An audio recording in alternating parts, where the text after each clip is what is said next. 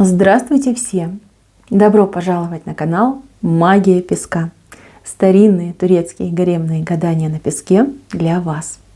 Дорогие мои зрители, гости, подписчики, всех вас хочу поблагодарить за ваши лайки, хорошие добрые комментарии, за вашу поддержку моего канала.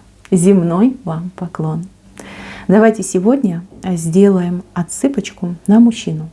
А тема будет такой: почему же он пропал? Почему же он не выходит на связь? Если тема интересна, загадайте, пожалуйста, на мужчину и давайте посмотрим. Я убираю Назар, прошу высшие силы дать мне возможность ответить на все ваши вопросы и послать для вас только самую важную, нужную и полезную информацию.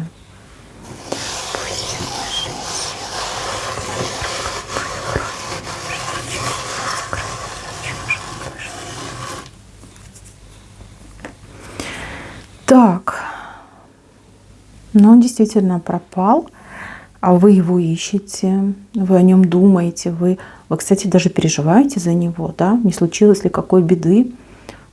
Где же он? С кем он? Какие-то попытки делаете его найти. Попытки. Но как-то не очень успешно, не очень удачно. Вы получаете либо недостоверную информацию, либо совсем там какие-то крохи ни о чем. Значит, мои хорошие, что с ним произошло? Он обиделся. Он на вас обиделся. Обида очень сильная. Вот такая, знаете, терзает душу, рвет в клочья сердце. Что-то вы ему сделали, либо наоборот не сделали. Прям как злоба даже какая-то у него на вас присутствует. Так он и на себя злится. У него вообще сейчас ситуация в жизни, видите, вверх ногами. Вот голова, а вот они ноги. Вверх ногами висит. Как меж, не знаю, жизнью и смертью. Там, небом и землей. Как-то у него прям совсем все плохо. Очень плохо. Но на вас он очень сильно обижен. Какой-то ваш поступок, либо какое-то действие, либо какое-то ваше слово произвело эффект, я не знаю, атомной бомбы. Да? Все. Как в один момент поменялся, насупился, отвернулся и убежал. Да, вот так выглядит. Такое глупое поведение. Вы знаете, взрослый мужчина не должен так себя вести. Да и молодой мужчина, да никакой мужчина не должен так себя вести. Он сейчас какие-то нервные потрясения испытывает. С одной стороны вы, а с другой стороны еще что-то. Либо еще кто-то. Прям горюшка какое-то с ним произошло. Кстати, у кого-то отыграется, что мужчина пьет как проклятый. Вообще как не в себя. Литрами просто пьет.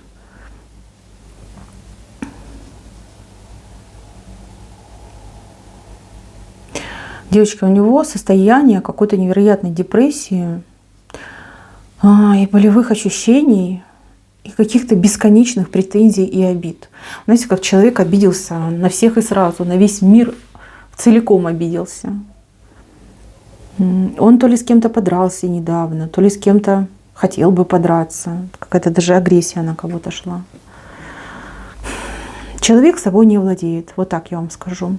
Может быть, в момент, когда мы делаем эту отсыпку, он дико пьян, и поэтому вот такую каракозябру нам показывает. Но может это действительно его состояние в сегодняшнем дне. Знаете, я вам так скажу. Это хорошо, что он не появляется. Это хорошо, что он вам сейчас не звонит. Потому что он как сумасшедший, как умалишенный человек. В таком состоянии человек способен на всякие нехорошие действия. И пусть он лучше там отсидится, отмолчится, прячется, да, чем он там занимается. Придет в себя, и потом уже поговорите. Состояние опасное. Да, вот оно социально опасное для всех, кто его знает и окружает. Вот поверьте. Это к лучшему, что он не выходит на связь. Иначе бы он вас мог обидеть, словами, делом, не дай бог. Вот к чему это? Это ни к чему. Пусть он там посидит, придет в себя, полечится, а потом уже будете разбираться. Ему плохо, ему очень и очень плохо. Навсегда ли это состояние? Нет, не пугайтесь, не навсегда. Здесь вот какая-то помощь будет ему оказана. Кстати, может быть и медикаментозная помощь. Явно вашего мужчину будут лечить, спасать, приводить в себя. Приводить, да. У него какие-то серьезные, очень серьезные глобальные перемены вот уже на пороге. Жизнь меняется. Либо знаете как? Он переходит на какой-то новый уровень, новый этап в своей жизни. И вот то, что происходит сейчас, это как родовые пути, да, то есть темно, страшно, злюсь, что меня с места сгоняют. Но он это переживет, он и полечится, и в себя придет, и даже как-то поменяет свое мировоззрение, либо отношение к каким-то вещам.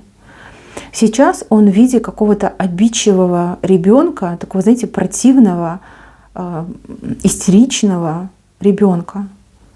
Вот. А ведь он мужчина, действительно половозрелый мужчина. Идет его становление как личности, принятие себя и своей роли в жизни. За вот этой тьмой, которая сейчас в его жизни, идет рассвет. Рассвет, и это будет связано как с любовью, то есть с вами, так и с какой-то работой, с каким-то делом. Потому что, видите, два направления идут. Два. Один точно молод, а второй — это точно про любовь. Но в его голове только одна женщина, и эта женщина именно вы. В данном случае как обида, да, на вас идет. Только о вас он думает, как бы только на вас он обижен. Ой, ну что с такими людьми делать, а? Значит, мои хорошие, вы его не трогайте, вы его там не тормошите, даже если вы его найдете, пусть он там отсидится. Вот честное слово, не надо его провоцировать. Он себя не контролирует. Зачем вам с человеком, который в помутнении сознания находится, да, зачем вам с ним общаться?